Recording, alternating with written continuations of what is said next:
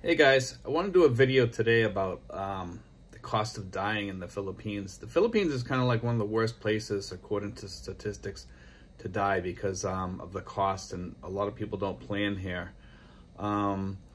There's so many different ways you can plan here. There's all different types of things, insurance and stuff in the Philippines. Some of it's scam stuff, some of it's decent. Make sure you look into it a lot before you get involved in any type of insurances or anything here. You best, if you're an expat, to have some sort of American insurance or something. But I'm going to get into like a lot of like the real costs of what it costs to die in the Philippines, okay? Because a lot of expats here want to know, and Filipinos for that matter, you might want to watch this also, because this is for everybody. This isn't just for expats, okay? I have a lot of notes here, so you're going to see me looking off to the side. I'm not going to be as focused as usual because there's just too much stuff here to really keep in my head, which usually I go off the cuff and I can, you know, I just spit it out. This here is not something that's easy to remember. So I'm going to start from the beginning. When somebody passes away, you need to get your death certificates, a public cemetery registration. These are like small costs for the you know, when somebody dies. Public cemetery registration is about 150 pesos. Private is about 500. Transfer of the cadaver is about like 200 to 1,000 pesos. Okay, so there's one thing right there. I want to get into, and then coffins.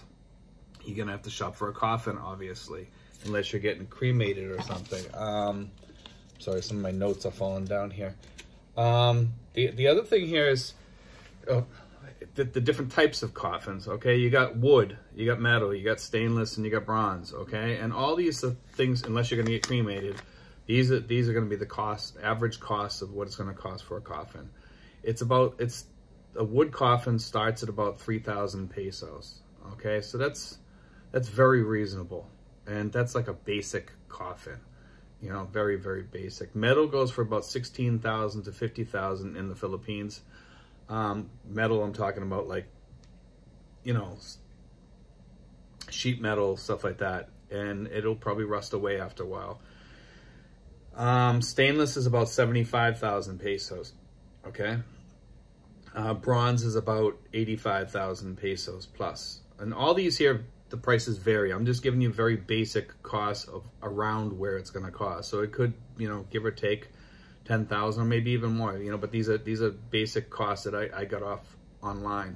There's a lot of stuff online about this too, you know, but this is something that everybody needs to start planning for in the Philippines, because I notice a lot of this falls on the families and also with expats. A lot of expats, and when they pass away, I mean, I dealt with this one time, and it becomes a mess. It becomes a huge mess, and it's not something you want to leave behind for your loved ones and your friends and your family or anything, because it's tough to deal with. Because if you don't plan for this and you don't talk to people about it, I mean, I know it's a morbid subject to talk about, but you need to talk to your families about this, or if you're an expat, your girlfriend or your wife or whatever, and let them know what your plans are, okay? And make sure you have some money aside to cover that cost.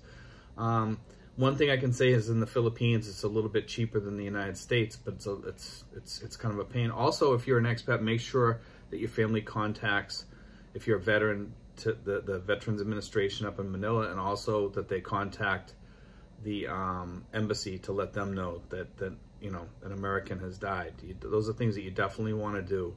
So, and to stop Social Security or whatever, you know, things that you have, and call who to call to stop your pensions and everything, okay? And just make sure you contact the Veterans Administration too if you're collecting, you know, some sort of, you know, pension or whatever. I mean, disability, you know, those are very important things to do. Also, the other costs, funeral, wake, ceremony, a budget one. I've seen them as low as 5,500 down the street here. Okay, for it's a tiny room. You can barely fit anybody in there. They want like 5,500 for the funeral, the wake, and the ceremony, okay? But I put down here, because I wouldn't recommend a place that tiny, 8,000 to 10,000, get a halfway decent place. Mid-range, 15,000 to 250,000 for a really decent one. And for high end, where they probably cover a lot more in a nice, you know, funeral home, you're probably going to pay, you know, you're probably talking like up in Manila or something like that. I'm sure there's probably some over in Alabang like this. You could probably get a nice high-end funeral wake and ceremony for about 300,000 to 500,000. And that's just the funeral wake and the ceremony. They're just, you know, covering the costs of the rental of the place and everything. The other thing is food, guys. Food, you know, most of the stuff, most things that I noticed, one thing I noticed in the Philippines is people bring food, okay? And, but there's still some cost associated with food for drinks and etc. You know, and people buy chips or put food out, or, you know, over here, lumpia and stuff like that. I put down like anywhere between 1,000 all the way up to 20,000, depending on if people are going to be bringing things, or even more if you're having a big funeral. The other thing is the burial service, okay? Burial service, you know, what are you going to have there? You're going to have music, because if you're going to have music, it's like 5,000 to 50,000 for burial service music, okay? And that's another thing you want to consider. There's a lot of little paperwork stuff that I'm not going to get into on this, because you know, each area is different. Sometimes the funeral home takes care of that. You just pay them, they take care of some of that. Some of the stuff you have to run around and do. Also, guys, let me see. The burial plots, okay? Burial place to be buried, like private lot, tomb, mausoleum, estate lot, whatever. Let me get into that a little bit. An apartment tomb, those are the ones you see stacked 5 high, 6 high sometimes, or even more in some cases. Those go for like about 1,000. And I'm going to talk at the end of this about those a little bit more, and some of these other ones, because some of those are only like rentals, believe it or not. And they take you out of there after like 3 to 5 years or something like that, or depending on whether you pay the rental. And if you don't pay the rental, they take all the bones out. They take the bones out and they burn them. And sometimes they lay in a rice bag for a while, you know, and you don't want that. You just don't want to deal with that. If you're gonna, you know, if you're gonna get buried properly. A private lot is another thing. These go for like 65,000 to 100,000, but a lot of people don't consider that you have to pay taxes. From what I'm hearing in some places on these, and some places you don't, and I'm not sure how that works. I haven't, you know, been able to find a definitive answer on the private lot thing, because you're paying 65,000 to 100,000. If you don't pay taxes on that, are they going to dig you up? Are they going to dig your bones up, or what's going to happen with that? I don't know. You know, so I really can't answer that, and it's something that you may want to ask when you're going out and looking for private lots in the Philippines to be buried, and you want to make sure that you're going to be, you know, that there is no taxes on that or anything.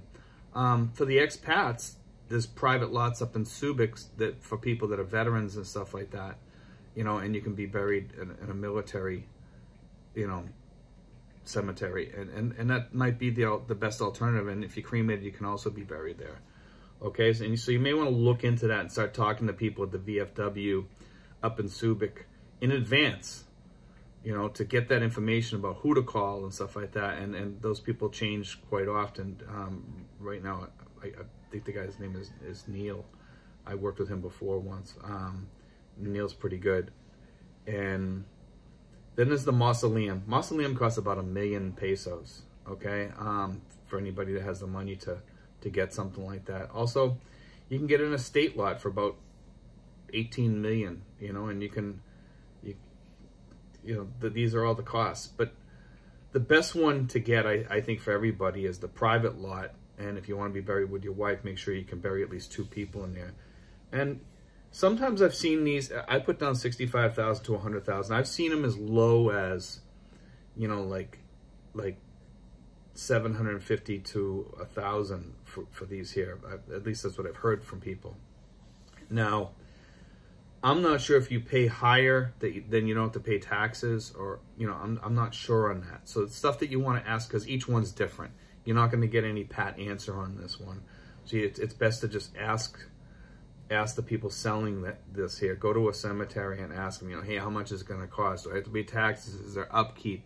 You know, can I pay in advance on this stuff? You know, like, so that, you know, I know that I'm safe here. You know, I'm not going to get dug up in 5 or 10 years or 20 years or 30 years after my family starts passing on here, you know, like, so those are things you want to think of. Also, guys, cremation here, I put down 20,000 to like 30,000. It depends on where you go. There are places that will do it cheaper up in Manila.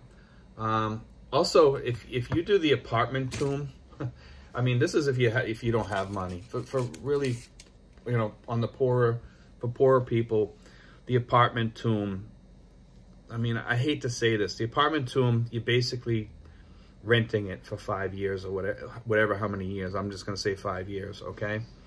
And when your time is up, they're gonna dig you up. They're gonna basically smash open the tomb and take you out of there if you don't pay, if your family doesn't pay the rent again for another 5 years, which is probably going to be another 1,000, because it's, you know, the price I have here is 1,000, and that price can vary from place to place. I'm just using that, you know, that's about the average in Manila. I think it's about 1,000, in some places a little bit more. And that's for people that don't have a lot of money, and afterwards they take the bones out and they burn them. And I've watched a couple of videos about this. It's kind of a morbid thing, but they take them out and they're not really, the bones sit there for a while. Kids are playing amongst the bones and bones disappear. Then they just burn them all together, and, you know, and then I don't know what they do with the ashes. I'm not sure how they treat those things, you know. And I don't think the people are as caring with you as your family would be. So that's why I say, you know, when you do this stuff, you want to make sure that you know, you really get taken care of, you know, and if you're trying to take care of somebody else, make sure you think about this stuff with the apartment tomb.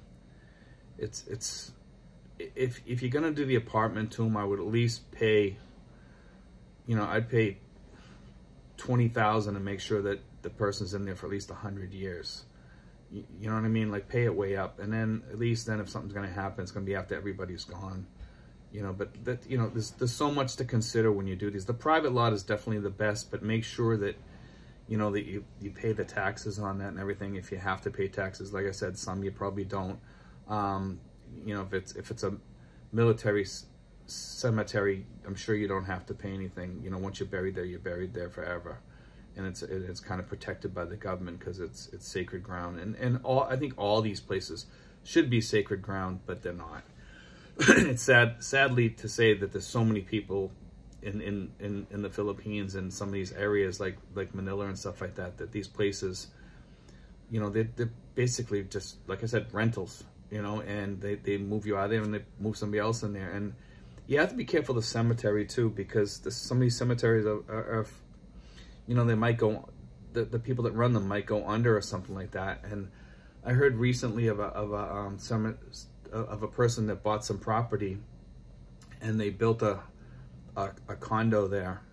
I mean, a bunch of condos there, and they built it like in a big U, and they were gonna put a pool in the middle, and they found out that it was a cemetery before. So I'm not sure how they handled it. And, you know, there's a lot of stories out there like that you hear in different countries, but you know, be aware of that stuff, guys. You know, that you're in a decent cemetery, fairly high-end cemetery where you're going to stay there for good.